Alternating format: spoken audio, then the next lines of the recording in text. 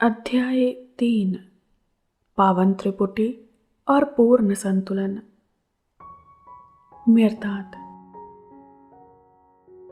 यद्यपि तुम में से हर एक अपने अपने मैं में केंद्रित है, फिर भी तुम सब एक मैं में केंद्रित हो, प्रभु के एकमात्र मैं में।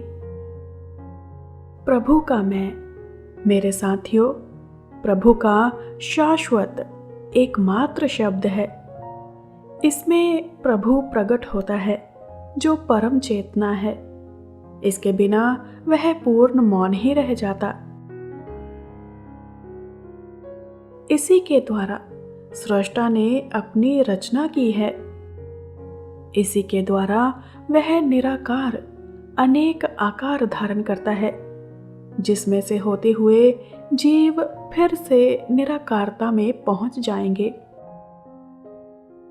अपने आप का अनुभव करने के लिए, अपने आप का चिंतन करने के लिए, अपने आप का उच्चारण करने के लिए प्रभु को मैं से अधिक और कुछ बोलने की आवश्यकता नहीं। इसलिए मैं उसका एकमात्र शब्द है। इसलिए यही शब्द है। जब प्रभु मैं कहता है तो कुछ भी अनकहा नहीं रह जाता।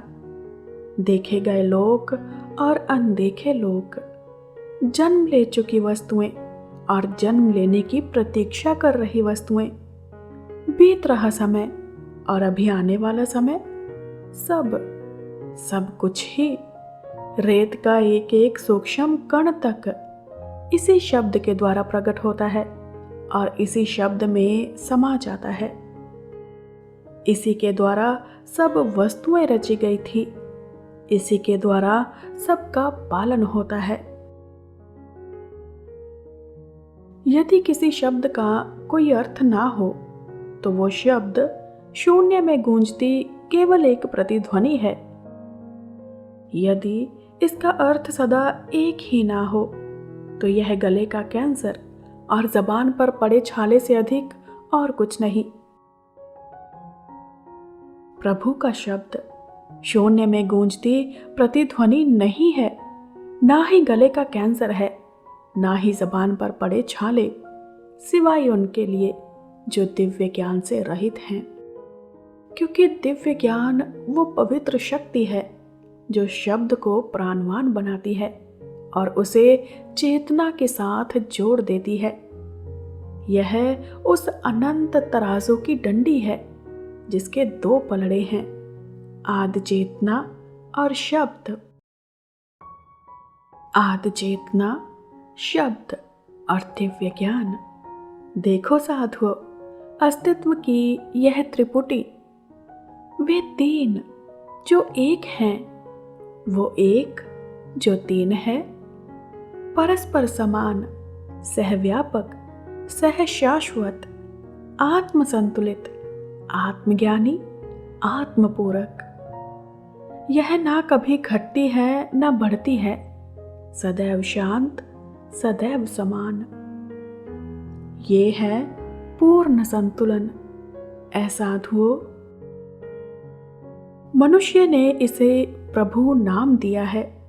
यद्यपि ये इतना विलक्षण है कि इसे कोई नाम नहीं दिया जा सकता, फिर भी पावन है ये नाम, और पावन है वो जिह्वा जो इसे पावन रखती है।